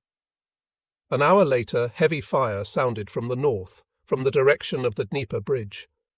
We weren't surprised when orders came that we were moving to a new position. After midnight, we marched in bright moonlight to the road. Behind us, the bunker was burning down. The fire slowly receded as we left the enemy behind. No man's land all around. We passed through Selez. It had become a ghost village just behind the main fighting line, pocked by trenches and bunkers, and crisscrossed by the veins and intestines of war. Close to the Dnieper, we set up our gun on a hill at the edge of a pine wood. In front of us, a stream flowed through swampy, half-frozen pasture land. The wood was already in enemy hands. It didn't seem possible to escape. The river was too close. Exhausted, we wrapped ourselves in our blankets, lay down in the shelter of young pines on the soft pine-needle-sown ground, and slept. Next day we built a dugout, spread birch boughs over it, covered it with tarpaulins and hay, brought in straw to rest on, and set up the stove we took with us everywhere.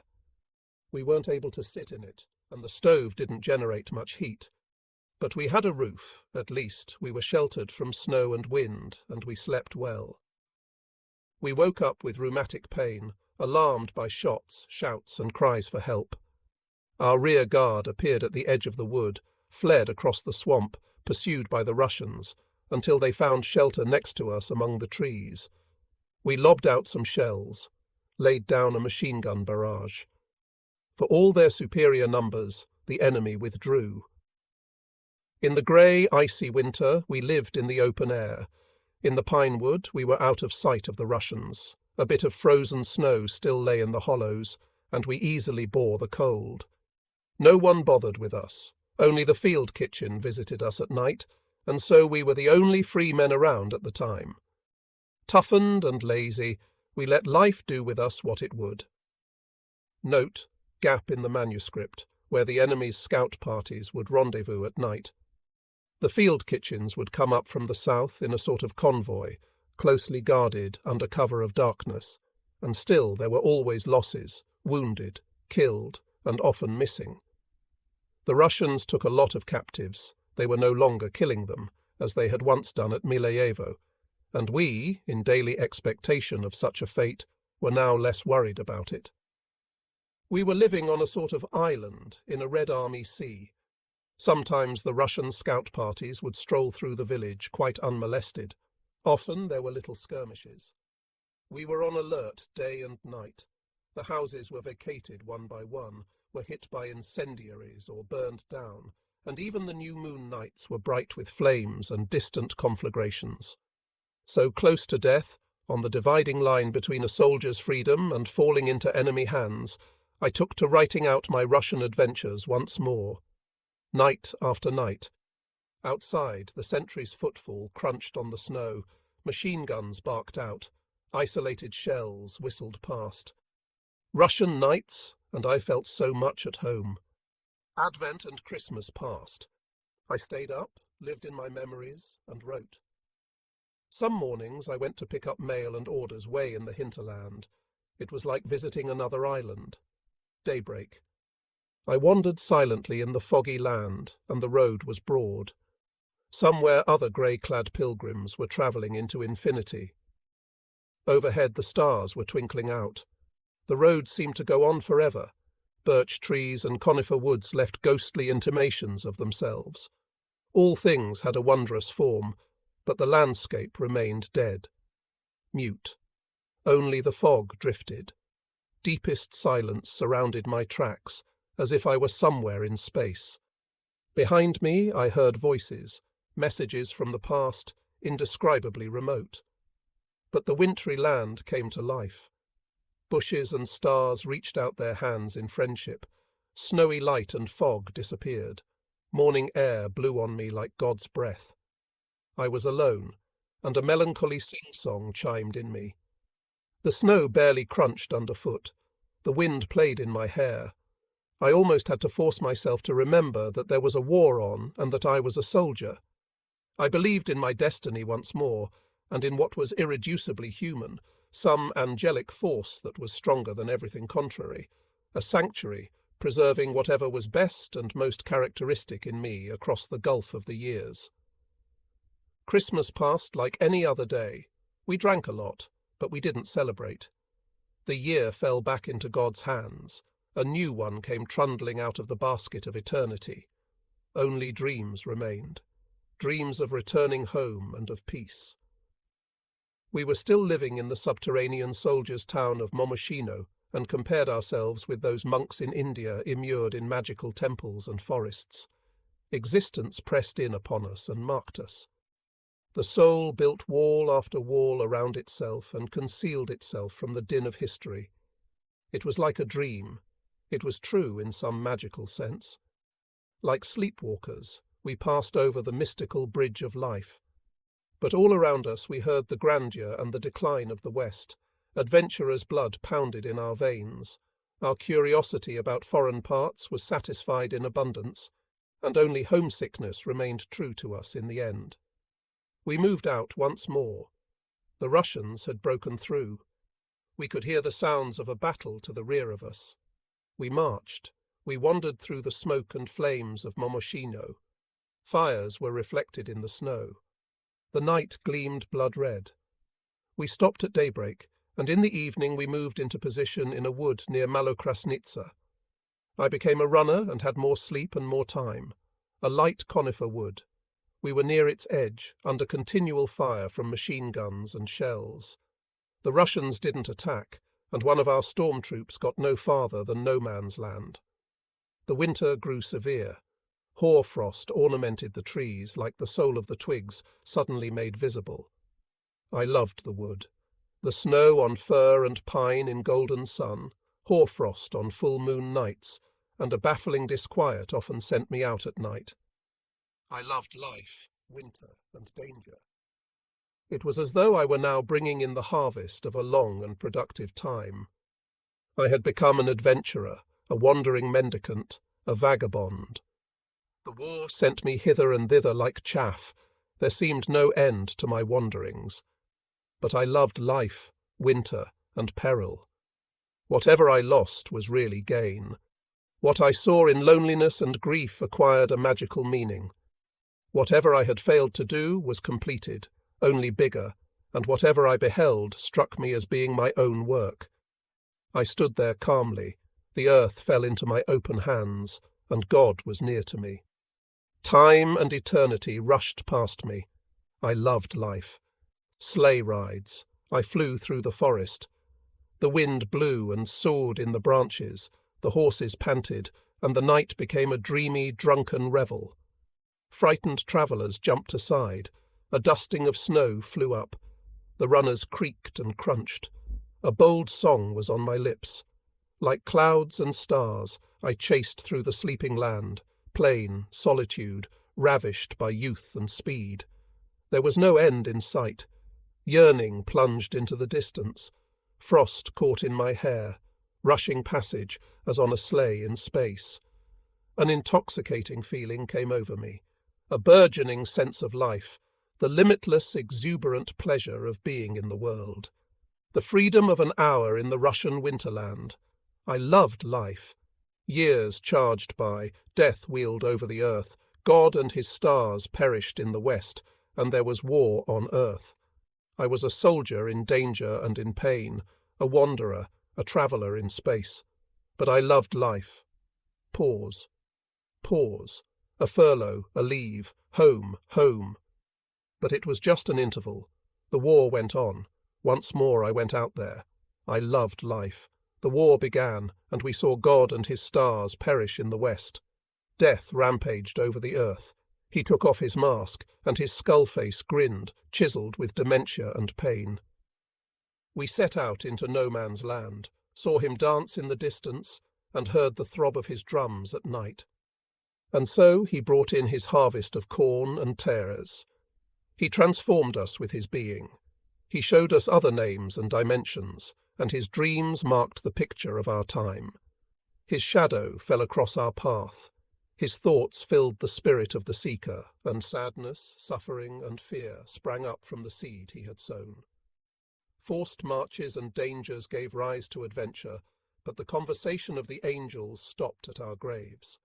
We, the nameless and the unknown, the solitary and the lover, the wise man and the fool, the rich and the poor, took up the fight with our destiny, and under the constellation of necessity, we found a role for ourselves in resurrection and carrion, and decadence, hid my face from God, and finally found myself at home in the void, a speck of dust in space. Under my mask of intellectual exuberance, I lived like a ghost and sought refuge with whores and in wine. Fantasies of flight and deathly longings consumed me. I met my Beatrice. Love taught me to identify beauty in decline, greatness and purity in ruins, dignity and hope in suffering, and blessing, transformation, and mercy in death. A new life began. Like a convalescent, I heard the March winds rushing, and I experienced the spring awakening of the earth. When I had to say goodbye to my love, I put my trust in God and the stars again. The armies were waiting out by the west wall. I paid them no mind. Like a storm wave, the war burst in upon the Netherlands, and I experienced the defeat of the Dutch like a vision. My thoughts revolved around art and humanism. There was eternity in what peoples and individuals had created. Every age and time made their contribution to the edifice, and whoever had fulfilled his duty could die easy. Names might lose their ring, those who had borne them might disappear as the grave-digger mixed their corpses with earth and the wreckage of their works, but their spirits outlasted the ruins. Their souls lived in the destruction and in the memory of future generations. There was no death, and so the war came to touch my sense of life. But when France laid down her arms, my life went on as though nothing had happened. I went to the sea, to my favourite haunts on Darse. I walked the beach in storm and sunshine. I lay on the dunes and dreamed to the crash of the waves, listened to the crickets strumming of hot noons while Pan slept. I sang and whiled away the hours. A stray love flitted along like a butterfly. I strolled through the woods, collected mosses, pine needles and leaves. Grasses and flowers were experiences for me. I looked for them, listened to the thunderful of the wind, and watched the sun go down over the sea. The sky blazed with apocalyptic colours, bright and gold tumbled over the waves. I read on cool, starry nights and planets glowing in blue, still intoxicated by the rituals of the earth, like flowering youth, I returned to the city. Autumn gave me an induction in death and its various fruits. I loved it already, a sleep without dreams, the extinguishing of the candle, the sweet comfort of non-existence after the effort, the seeking and strangeness of living. In the confusion of my days, I yearned for its quiet, but I was afraid as well of death, which never took the veil off its reality, whose peace was alarming, whose silence droned like a primal storm, and whose mills churned night and day. It was winter again. I saw war and peace as mere intervals in the history of the world. I lost myself once more in endless nighttime conversations about the futility of life, the mask of God, the magic of the devil, and the tragedy of existence. I did my job by day and waited for the call-up to bring the turn in my destiny. But in my thoughts and dreams, my hopes, aspirations, and desires, I was still living without reference to the war, and death was a stranger to me and only an occasional visitor. I drifted like a shipwrecked sailor through the calms of fate. I was no longer a citizen of the world, and not yet a soldier. On my 21st birthday, I received my call-up for the beginning of February. I gave up my job, gathered together my manuscripts, locked away my diaries, and burned the fragments. Restless days without real activity dribbled between my fingers like sand. My bridges to the past broke. There was no path into the future, no star lit my way. Without hope, but not despairing either, tired and somehow feverish, I got through the emptiness of the waiting period. One night began like 1,000 others, but beneath its stars the change began. I dreamed of the threshold of a new life, and by morning I stood before my destiny as a different person. My mother was asleep. The night wind cried outside, showers of rain danced across the roofs, and my reading light burned with its friendly glow. I sat over blank pages, pondered and asked, dreamed and sought, wrestled with gods, angels, and demons, and understood. At first there was nothing but fear and foreboding.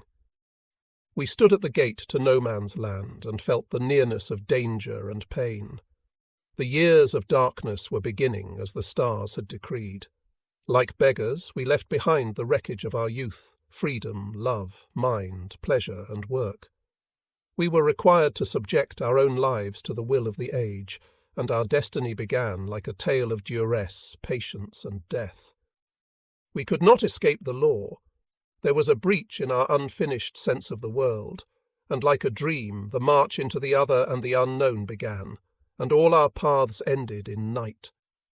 Nothing could be more antithetical to my nature than having to become a soldier, to be anonymous among strangers, a toy at the whim of commands and moods, than having to learn the use of weapons with which I would fight one day for a view of the world that was repugnant to me, in a war I never wanted, and against people who were not my enemies.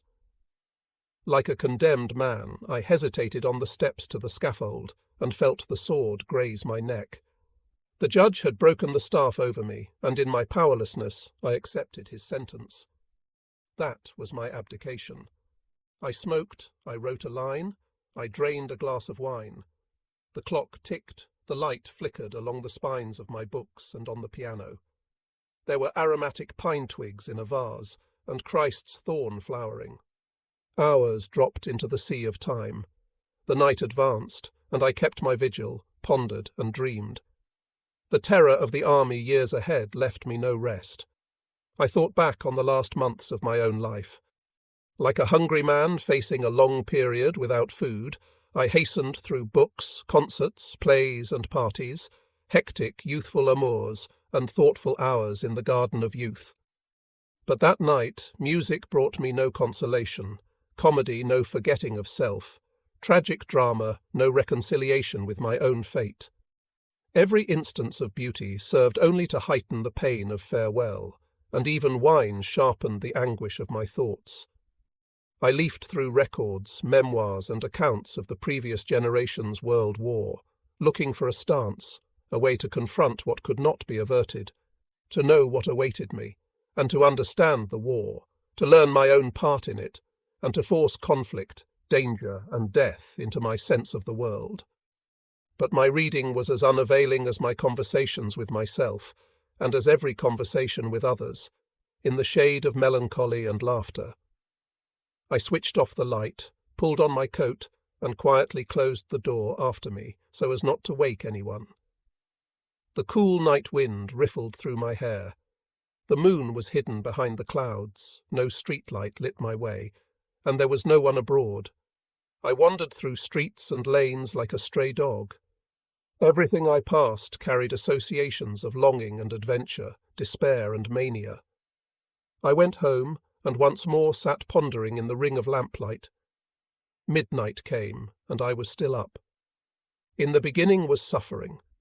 We put down the masks we had worn in the early light, draped the mirrors of our being and of our vanity, renounced happiness and the growth of the soul, and took on the features of anonymity. We had the feeling. It had to be this way.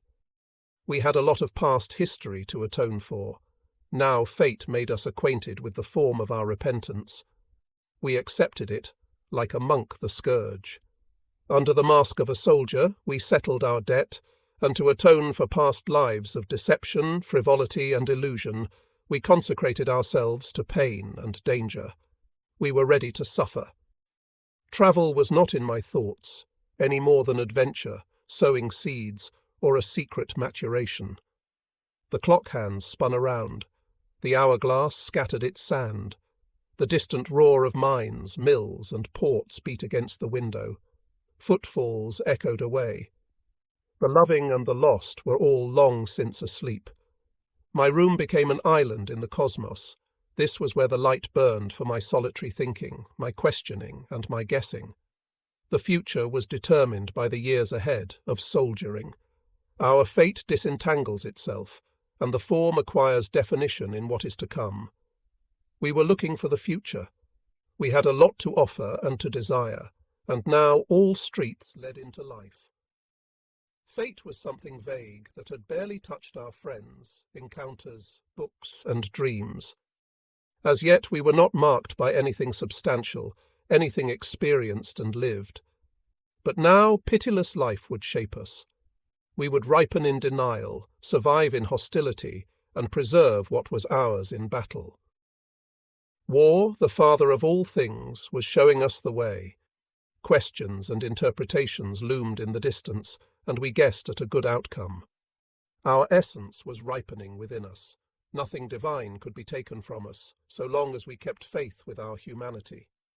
The man would emerge from the wearer of masks, being from appearance, and so would stand before God. I accepted the necessity of what lay ahead. I no longer saw my soldier's time as a cross to bear. I was all set to live. My mother awoke. She saw there was a light on in my room, and she came in and silently stroked my hair. Then I was once more on my own. I brought more wine, filled my glass, drank, and sighed heavily. I didn't want my years of destiny. All the powers and forces within me refused to allow the strange, the hostile, to enter. The future remained a hell, and my ascent did nothing to diminish my fear or struggle. Only my suffering and hoping helped. Nothing beautiful, lofty, or pure happened in no man's land. God did not dwell on battlefields, and the spirit as much as the body died in the trenches. Death held sway in war. What was best in me would be destroyed, and only what was rejected would moulder away. If I ever came home, then a different man, destroyed, marked for all time, someone transformed, would stand before the mirror. Then I would wear the brand of death and lead a ghostly existence with the dead in twilight and night. I emptied my glass. My head ached, my hands shook, my heart beat irregularly. The night was still blue and windy, and I found peace. Life would not permit of any no. Even the most terrible thing wanted to be sanctioned by an amen. I would have to learn to want destruction, to reject being indeed, as I had often done in word and thought, and in this way to give a grand affirmation to anything that might happen to me. I would have to become as the law decreed, to live or die as my star ordained. No refusal, no will, could change my destiny. Life would be lived whether I wanted or no. I just had to live it, to be it. I ate a piece of bread and lit a candle. In its flame, I burned the pages I had covered that night.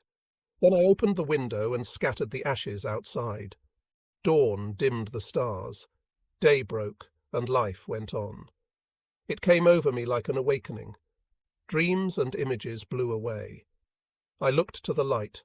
Solitude was at an end. Numberless companions were on their way to me from all over the world. They were bearing torches, death's heads and banners, and their singing rushed into dawn and attack. Like a column of pilgrims, they were marching into the distance, and I, nameless, went with them. We had lost our masks, but our essence remained with us. Abroad, in life and suffering, our forms ripened, and in the immortal soul all travails, even on the brink of death, were turned to light. The spirit transformed things and appearances into new life. The ploughshare hurt in the fallow field of our souls. It was no longer a matter of happiness, sadness, life, death. Only fate made sense, and a man's mission. We grew and matured as necessity made us. The mills of suffering ground at the brittle crystal. The fire of warfare purified outlook and process, and death led us within ourselves. But we kept the face of God above us like stars. We lived life as it really was. And so I went to my recruiting inspection, as into a ceremonial advent. I became a soldier,